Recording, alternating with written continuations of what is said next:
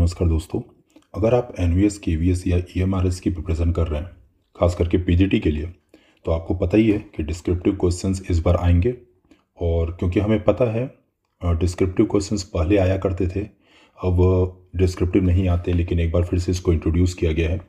तो इस बार पेपर कैसा होगा या क्वेश्चंस का लेवल क्या होगा, ये सारी चीज़ें कहीं ना कहीं संशय में है। लेकिन पिछले पेपर जो भी हुए उनके अनुभव के आधार पर और मेरे कुछ साथियों के मित्रों के बीच हुई जो चर्चाएं हैं उनके आधार पर मैं कुछ सवाल लेकर आया हूं आपके सामने। और मुझे उम्मीद है कि इसी तरह के कुछ क्वेश्चन आपके एग्जाम में पूछे जाएंगे। देखिए, आज के लेक्चर में हम लोग 3 क्वेश्चन पर डिस्कस करने वाले हैं। उसके अलावा 4-5 क्वेश्चन मैं आपको खुद से प्रैक्टिस करने के लिए दे दूंगा। ओके, आज का जो हमारा टॉपिक है वो है इलेक्ट्रिक चार्ज एंड फील्ड। चलो, पहला जो सवाल है हमारे स्क्रीन पर वो दिख रहा होगा आपको। इस क्वेश्चन में आपको बोला है total charge minus Q is uniformly spread along length of a ring of radius r. A small test charge plus q of mass m is kept at the center of the ring and is given a gentle push along the axis of the ring. पहले हमें क्या represent करना है, पहला हमारा क्या proving है, so that the particle execute a simple harmonic oscillation. और फिर हमें क्या करना है, उसका टाइम पीरियड कैलकुलेट करना है। ठीक है, चलो मैं आपको स्टेप वाइज पूरा समझाता हूँ और जिस तरीके से मैं आपको यहाँ पे इलेबोरेट करूँ आपको एग्जाम में भी वैसे ही लिखना है। सबसे पहले हम लोग क्या करेंगे, मैं पूरा डिटेल में आपको बताऊंगा। ठीक है, let a ring of charge minus Q. ठीक है, सबसे पहले हमें क्या करना है, एक रिंग कंसीडर करना है जिसके चार्ज माइनस क्यू है ऑफ रेडियस आर। ठीक है, इतना आप कंसीडर कर लो। उसके बाद हम एक सिंपल सा डायग्राम बना लेते हैं।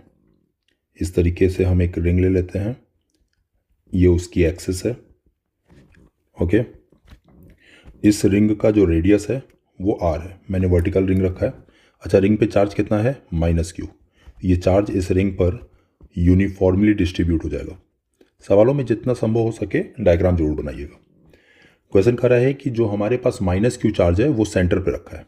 ओके, लेकिन उसको हल्का सा स्लाइटली डिस्प्लेस किया गया। आप सवाल को अगर ध्यान से पढ़ें तो यहाँ पर एक वर्ड लिखा है, it is given a gentle push, है ना। मतलब छोटा सा x की जो वैल्यू है, ये कंसीडर कर लीजिए कि x की value let x is less than r।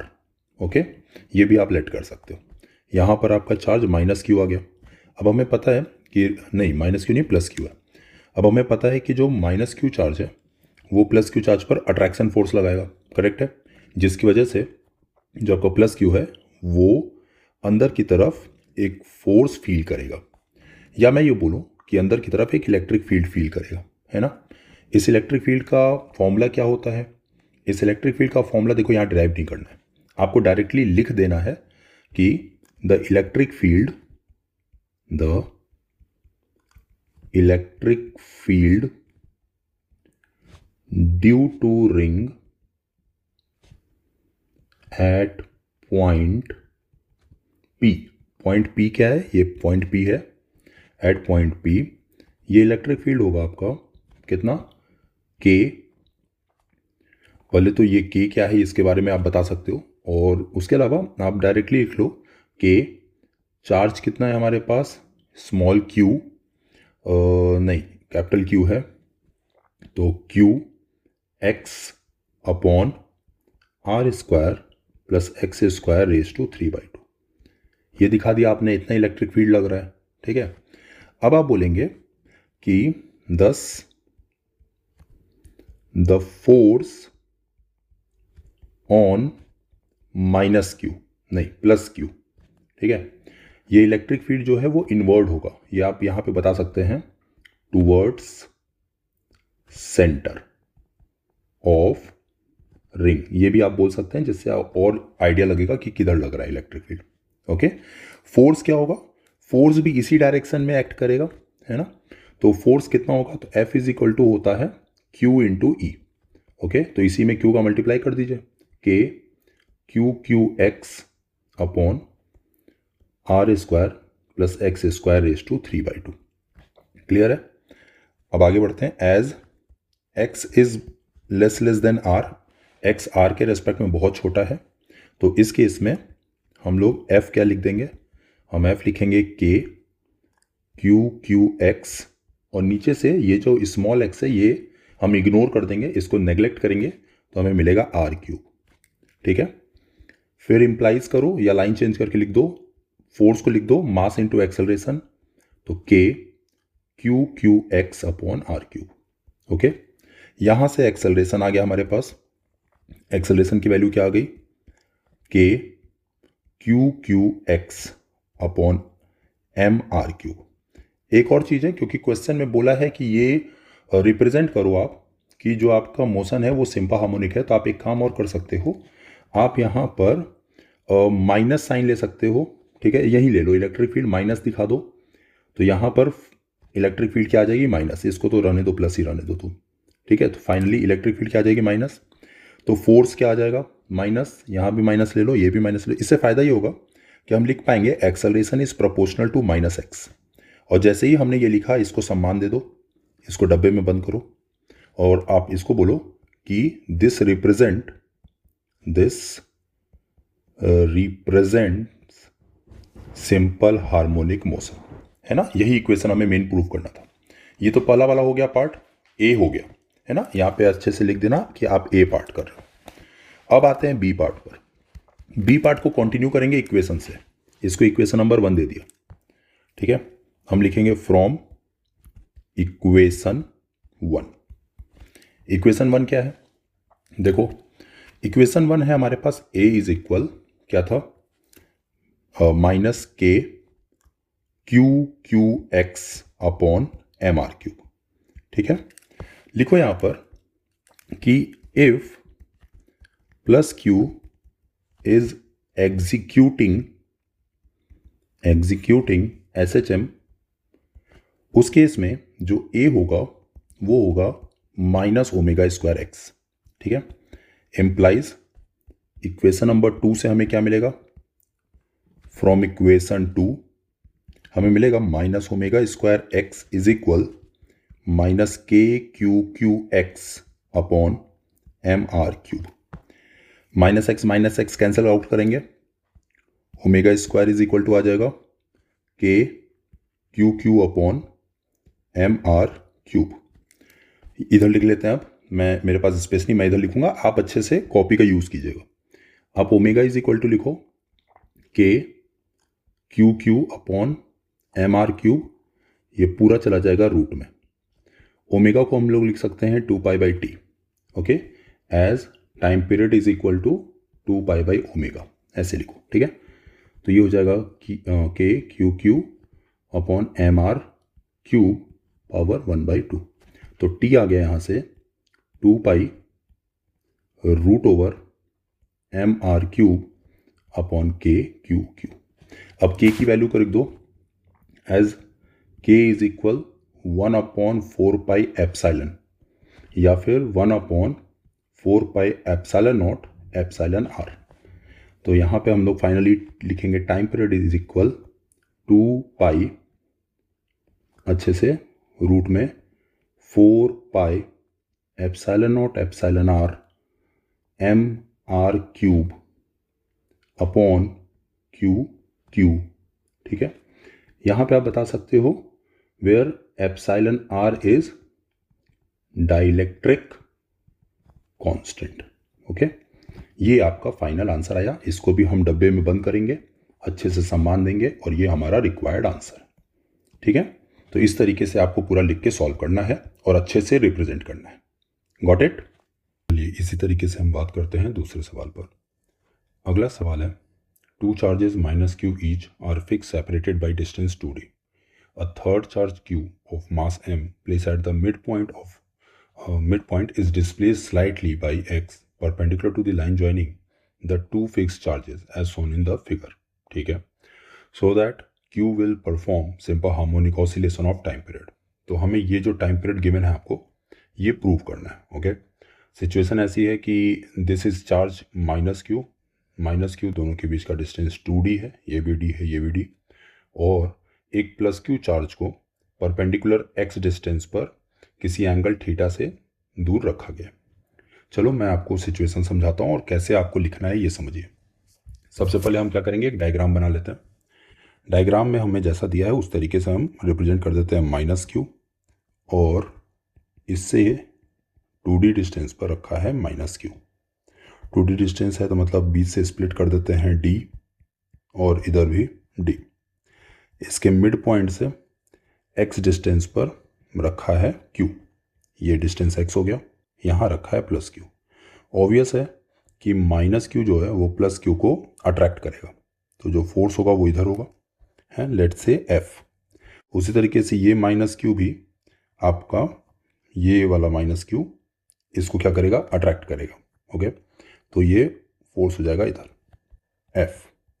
अब हम क्या करेंगे, दो कंपोनेंट बना लेंगे इसके। इस F का एक कंपोनेंट इधर आएगा, एक कंपोनेंट इधर आएगा, ठीक है। क्योंकि ये एंगल थीटा दिया है तो ये भी थीटा मान लेते हैं। ये हो जाएगा F साइन थीटा, और ये हो जाएगा F कॉस थीटा। इसको मैं बाहर लिख देता हूँ, यहाँ लिख देता हूँ F कॉस थीटा, ठीक है, क्योंकि बीच में जगह नहीं है।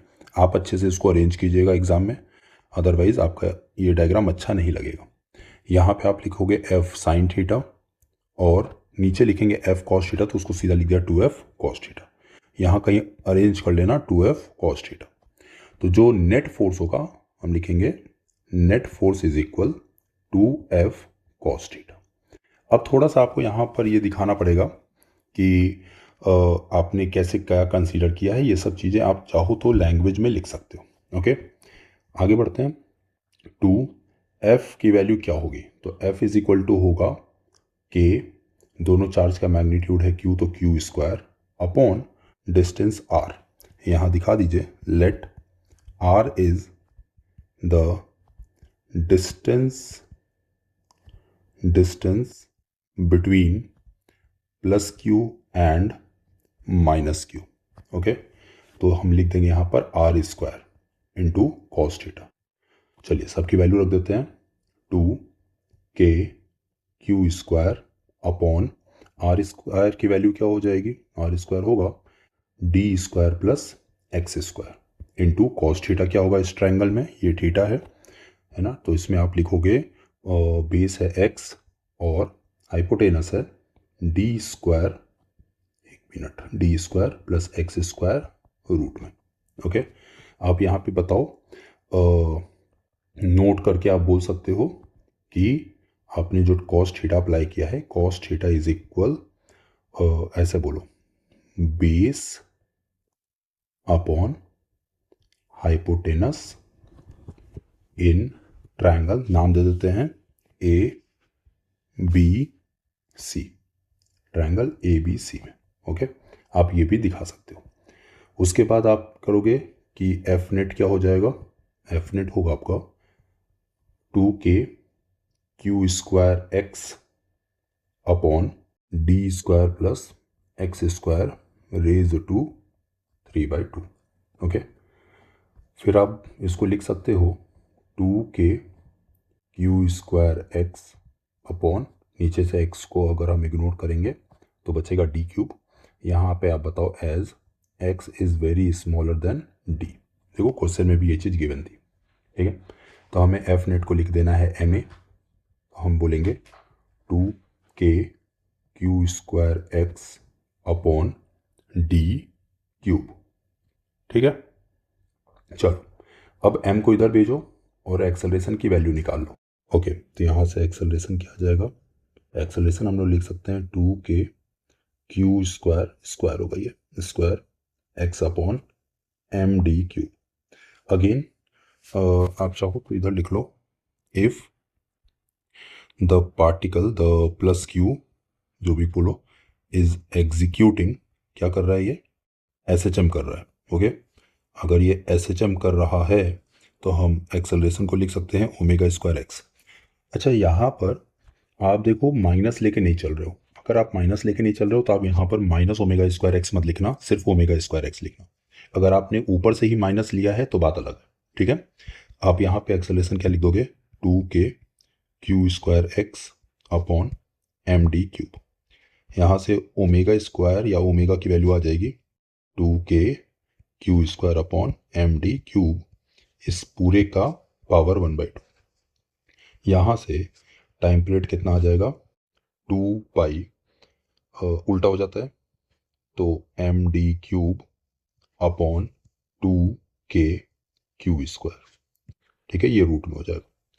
जिस टर्म में हमें आंसर करना है उस टर्म में लिख लेते हैं इसको, t इज इक्वल 2 पाई, पूरा रूट में ले जाना है तो एक काम करो, इस 2 पाई को यहाँ से हटाओ, इसको भी अंदर ले जाओ, अंदर ले जाओगे तो क्या बन जाएगा, 4 पाई² करेक्ट है।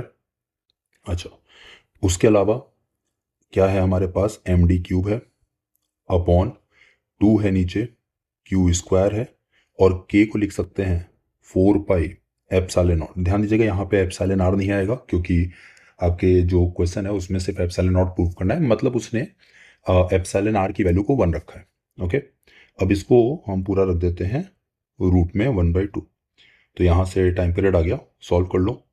तो 2 से ये 4 2 टाइम्स में जाएगा तो हम लिखेंगे 8 pi epsilon naught md³ total upon q², इस पूरे का पावर 1/2। जिस टर्म में आपका रिक्वायर्ड लाने के लिए कहा है आप एग्जैक्ट उसी टर्म में लिखें, आप आगे पीछे करके ना लिखें, ठीक है। अगर आप एप्सिलॉन नॉट को बाद में और m को पहले लिख देंगे तो कहीं ना कहीं एग्जामिनर को वो उस तरीके का नहीं दिखेगा जिस तरीके का आपको प्रूविंग करना है। तो जब भी आप प्रूव करें तो इस बात का ध्यान रखिए कि फाइनल आंसर आपका एग्जैक्टली वही दिखना चाहिए जो आपसे पूछा। और ये रहा आपका पूरा मेथड, पूरा सॉल्यूशन जिससे आप सॉल्व कर सकते हैं, ठीक है। चलो नेक्स्ट क्वेश्चन पे आते हैं। देखिए नेक्स्ट क्या बोल रहा है, consider a sphere of radius r with charge density distributed as rho. अब हमें क्या करना है, find the electric field at all the point r। हमें तीनों पॉइंट पे इलेक्ट्रिक फील्ड निकालनी है। और फिर बी क्वेश्चन पे आते हैं, पहले हम लोग तीनों पॉइंट पे इलेक्ट्रिक फील्ड निकालते हैं, ठीक है। सबसे पहले क्या करेंगे, हम एक लेट लेंगे, लेट अस कंसीडर। देखो ये सब लिखना जरूरी है क्योंकि डिस्क्रिप्टिव है, डिस्क्रिप्टिव है तो आपको पूरा वहां पर एक्सप्लेन करना है, डायग्राम बनाना है। Sphere, let us consider a sphere of radius r। हमने एक स्फीयर कंसीडर कर लिया जिसका रेडियस r है, ठीक है।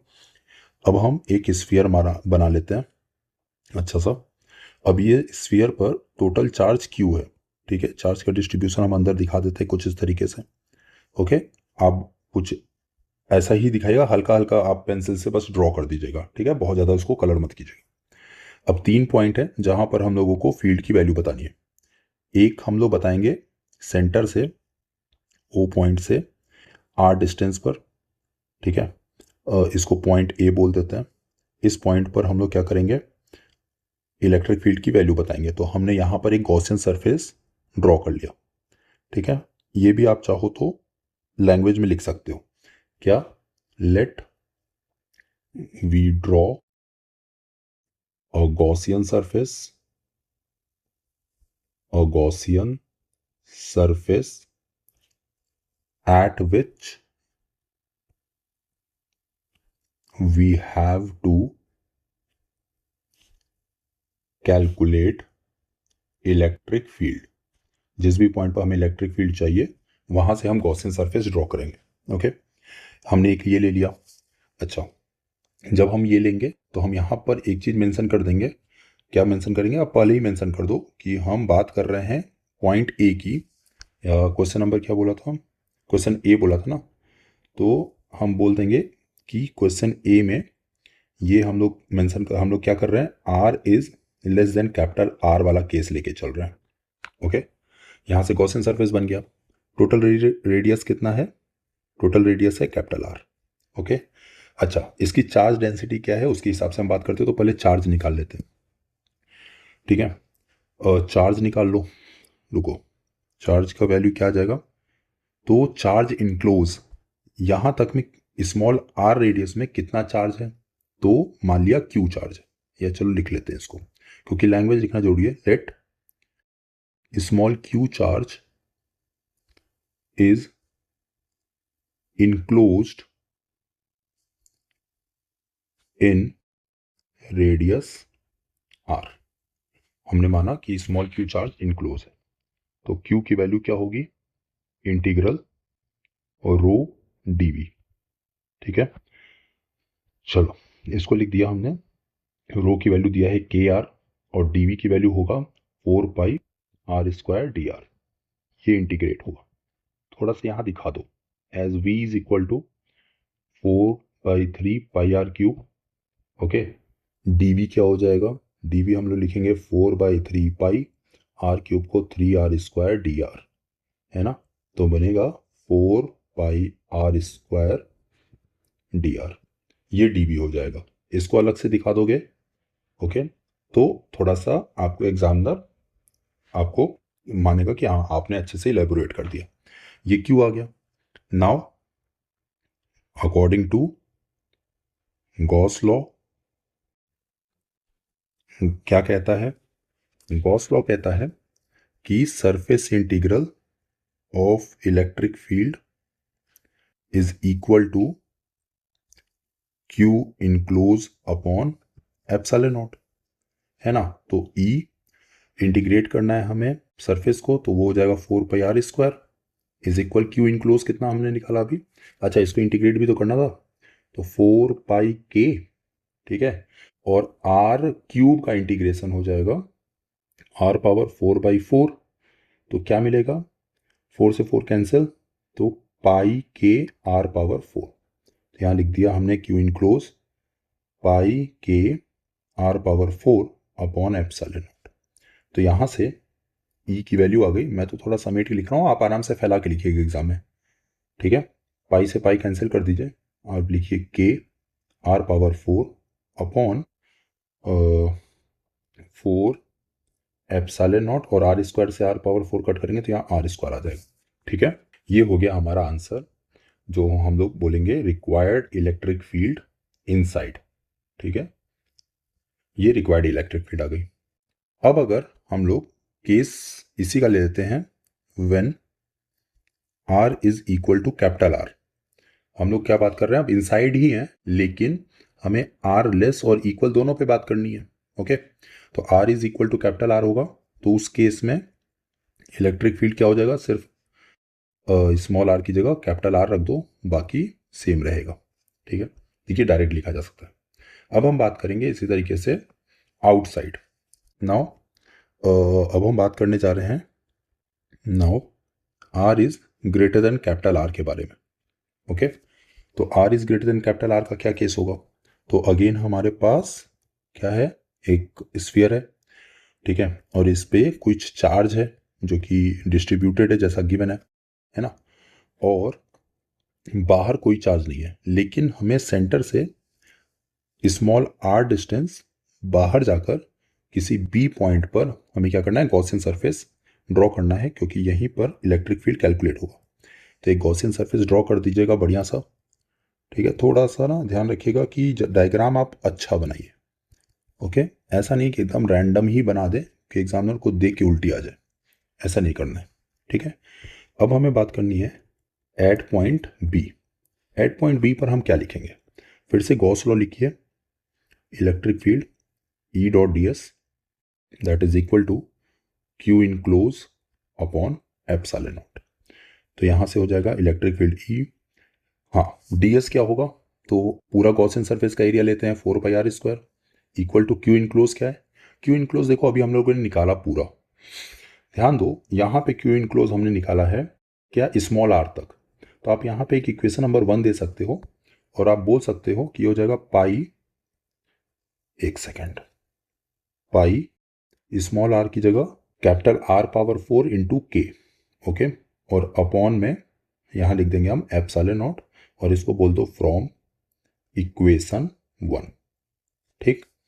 ये हो गया हमारा, क्योंकि अब जो चार्ज है वो पूरे r रेडियस में फैला हुआ है ना, तो पूरे r रेडियस का हम चार्ज निकालना चाहते हैं, तो ये, या चाहो तो आप बगल में दिखा सकते हो कि आपने क्यू इनक्लोज कैसे निकाला, तो आप इसको क्या कर दो, लिख दो integral 0 to capital R rho dv, जो कि हो जाएगा इंटीग्रल के r, और dv को क्या लिखेंगे 4 पाई r² dr, ठीक है।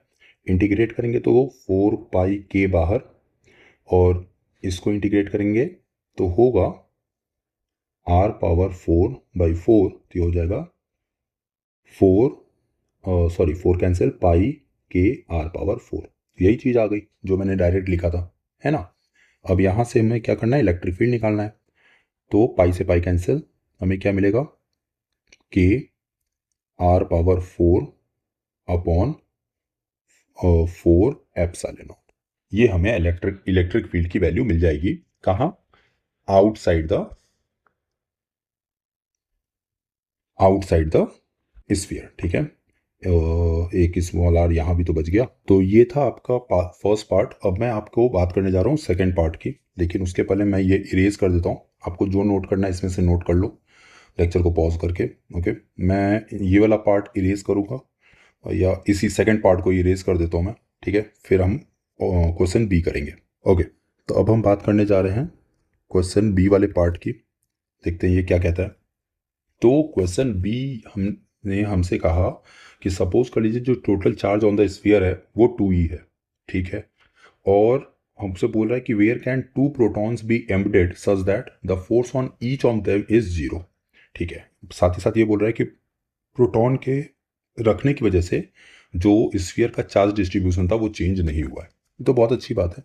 तो हम लोग अगेन एक स्फीयर ले लेते हैं जिसका चार्ज डिस्ट्रीब्यूशन कुछ हमारे पास रो गिवन है। हमने माना कि हमने 2 प्रोटॉन रखा, एक हमने रखा यहाँ से डी डिस्टेंस पर, और दूसरा भी हमने रख दिया यहाँ से डी डिस्टेंस पर।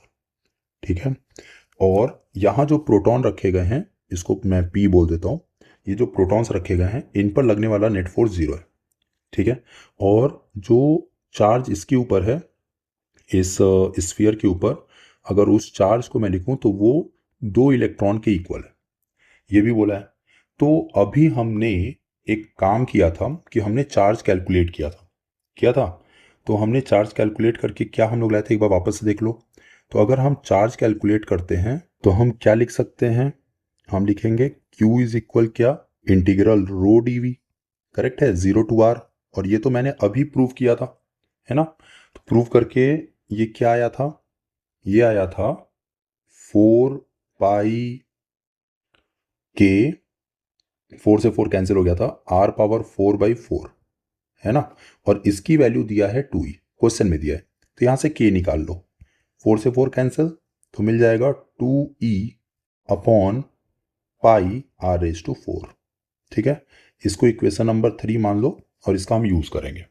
ठीक है, अभी अपने को क्या करना है, फोर्स निकालना है किस पर, एक किसी प्रोटॉन पर, है ना। अच्छा, इलेक्ट्रिक फील्ड हमने अभी अंदर कितना निकाला था, तो पहले बताओ। As electric field inside sphere कितना था, तो इनसाइड इलेक्ट्रिक फील्ड कितना था, तो हम बोल देते हैं E इज इक्वल, आ जाओ यहाँ पर, हमने निकाला था ये, देखो ये है वैल्यू, है कि नहीं, KR² अपॉन 4 एप्सिलॉन नॉट।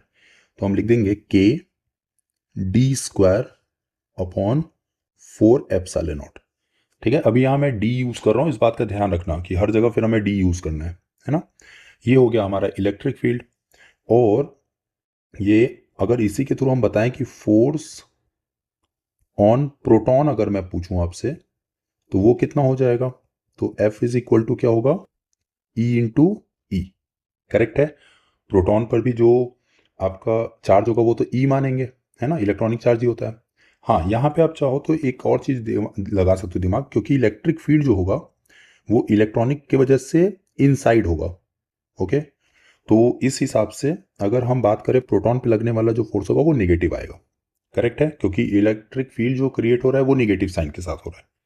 तो हमें क्या मिल गया, -E KD² upon 4 epsilon naught, ये फोर्स है। करेक्ट है। अच्छा, ये फोर्स किसकी वजह से है, ये force on electron due to charge 2e की वजह से है। लेकिन इस प्रोटॉन पर दूसरा प्रोटॉन भी तो फोर्स लगा रहा होगा, तो वो भी तो लिखना पड़ेगा हमें। Now the force on proton due to another proton, है ना, दूसरा वाला प्रोटॉन भी तो फोर्स लगा रहा है बेटा, वो भी तो आपको लिखना होगा। वो फोर्स को हम F' बोल देते हैं। वो कितना होगा, तो वो होगा K। अच्छा, K पहले ही सिंबल यूज है तो मैं K नहीं लिख रहा हूं यहां पर, मैं सीधा लिख देता हूँ 1/4πε0। दोनों चार्ज हैं कितने हैं, ई स्क्वायर अपॉन डिस्टेंस कितना है 2d का स्क्वायर। तो ये हो जाएगा 4 4 जा 16, तो E square upon 16πε0 d square. अब net force, now the F net on proton is 0। F net 0 है, तो टोटल फोर्स कितना हो गया इस पर, एक फोर्स इलेक्ट्रॉन की वजह से या फिर ये कह लो 2 इलेक्ट्रॉन की वजह से, तो ये हो गया -e/k/d² 4ε0 और plus E square upon 16πε0 d²। ये पूरा मिलके हो गया 0। ठीक है, अब हम लोग को क्या करना है, ध्यान रखो हमारे पास इक्वेशन 3 में, फ्रॉम इक्वेशन 3 इसमें k की वैल्यू गिवन है हमारे पास, तो वो पुट कर देते हैं इसको उधर भेज के। ठीक है, और तो कुछ नहीं है, चलो बढ़िया। तो यहां से हो जाएगा e, k की वैल्यू कितनी है 2e अपॉन πr⁴, और ऊपर बचा क्या d², नीचे बचा 4ε0, इधर हो गया ई स्क्वायर अपॉन 16πε0 d²। सही है, तो यहां से हमें क्या निकालना है, d निकालना है। तो चलिए कुछ चीजें कैंसिल करते हैं, ई स्क्वायर से ई स्क्वायर कैंसिल होगा, 2 से 4 2 टाइम्स में कैंसिल होगा, और यहाँ 2 से ये 16 8 टाइम्स में। ठीक है, पाई से पाई कैंसिल होगा, क्या बचेगा, बचेगा d⁴, और तो सब कैंसिल हो गया है। हाँ, d⁴ is equal to pi cancel है, r⁴ अपॉन हमें क्या मिल रहा है 8 मिलेगा। ठीक है, तो यहां से d इज इक्वल टू आ जाएगा r upon 8⁴ this is final answer. ये था आपका आंसर। आई होप कि आपको ये अच्छे से समझ में आया होगा। बहुत ही आराम से मैंने समझाया है, लेकिन अगर देखिए आपका प्रैक्टिस नहीं है ना इन चैप्टर्स पे, तो आपको ये लिखने में तकलीफ आएगी। अच्छे से देख लीजिए, एक बार समझ लीजिए, जहाँ डाउट हो पूछिएगा। चलिए, इसके अलावा मैं आपको कुछ सवाल दे देता हूँ होमवर्क में। सवाल नंबर फर्स्ट, पॉज करके आप इन क्वेश्चंस को खुद से सॉल्व करने की कोशिश कीजिए। क्वेश्चन नंबर सेकंड, नेक्स्ट आइए क्वेश्चन नंबर थर्ड, मैं रोक देता हूँ, अच्छे से स्क्रीनशॉट ले लो आप इसका। क्वेश्चन नंबर फोर्थ, ठीक है, फिर उसके बाद है ये question number 5, next question number 6। ये सारे क्वेश्चन आपको खुद से करने हैं। ठीक है, क्वेश्चन 7 और ये क्वेश्चन 8। ठीक है, ये सारे क्वेश्चन आपको खुद से ट्राई करने हैं, और जिस तरीके से मैंने बताया है उसी तरीके से लिखने हैं, इलेबोरेट करना है, और आपको अच्छे से उसको रिप्रेजेंट करना है। कहीं दिक्कत हो आप मुझे कमेंट कीजिए, मैं आपकी हेल्प करूंगा। मिलते हैं नेक्स्ट लेक्चर में। Thank you so much.